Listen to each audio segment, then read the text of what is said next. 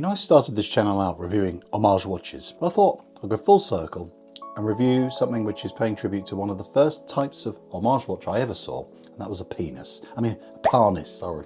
That's a Chinese brand, and it was paying tribute to a Rolex Submariner. Through the years, I reviewed from other brands such as Felida, and then there was another one, Pagani design. Oh, the names go on and they're really bad names, but there's a new name in town, and it's Watchdives.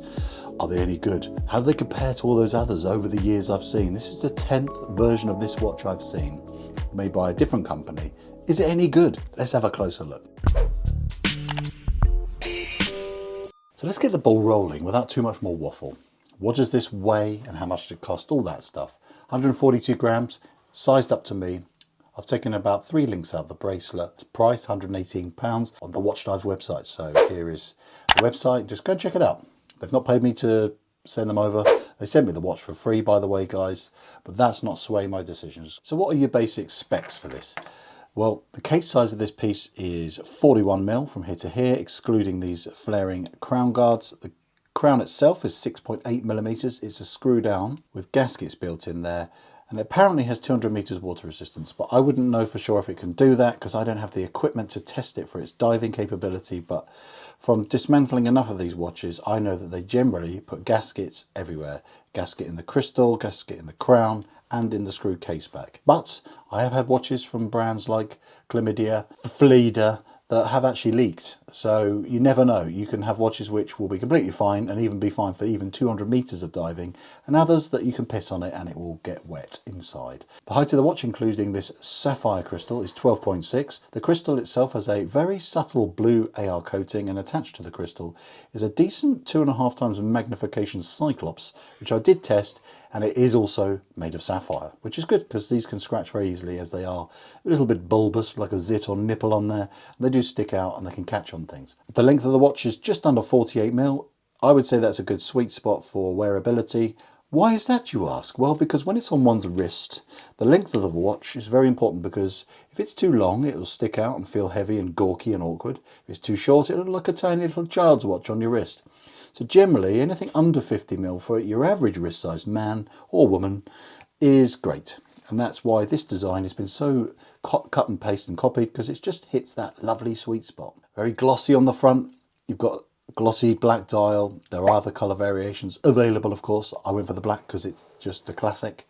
And again, you've got a shiny black bezel insert, which is also loomed at the 12 o'clock, not all the way around. And the bezel is 120 clicks, unidirectional, and that's for your dive timing. That's if you do want to go diving, but I preferably use this just for fiddling. Got a nice amount of quality, looks like BGW9 loom in there. It's not going to blow your socks off, but again, I'll show you that in a bit more detail. The lug width here is 20mm, tapering down to about 16 here, and then back up to 20 again at this clasp, which is double pushers, milled throughout, and there's no extra micro adjust other than what you've got here, the 4 holes. No fancy extra slidey bits here. They're normally on watches which cost a bit more for your on-the-fly micro adjust. The links, if you want to take them out and resize it, is pin and collar. Now, before any of you rage quit, pin and collar has its perks. Split pins, I've had a number where when you pull them out, they split, they break, or they jam, they don't come out.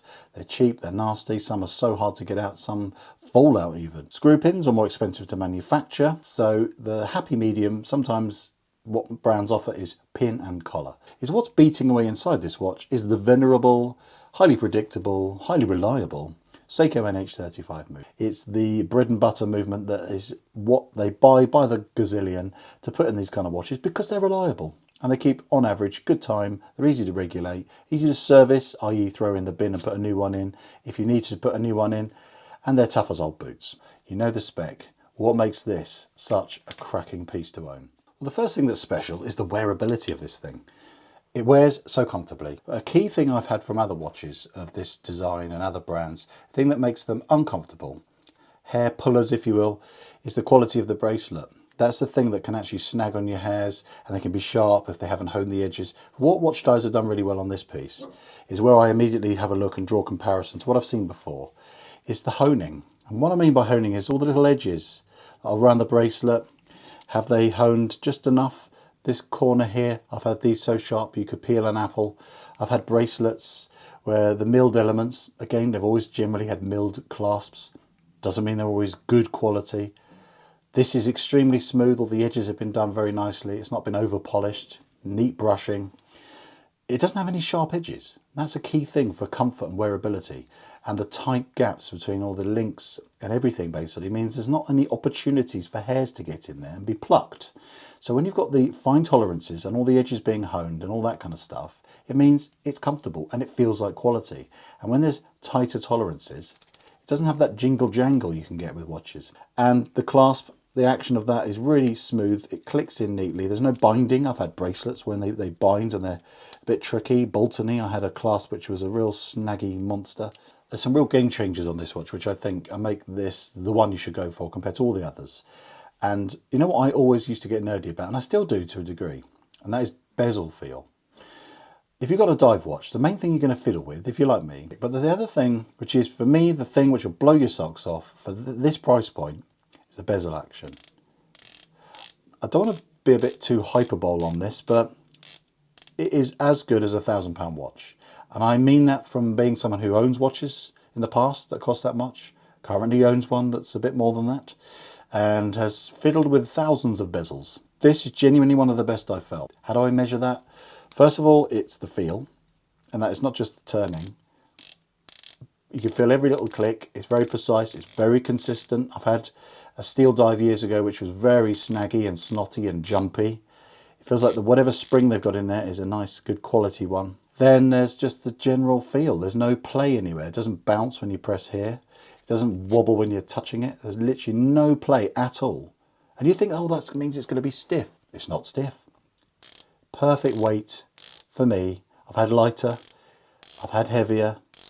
I think with or without gloves on, this isn't going to be a tricky thing to operate. Very, very good.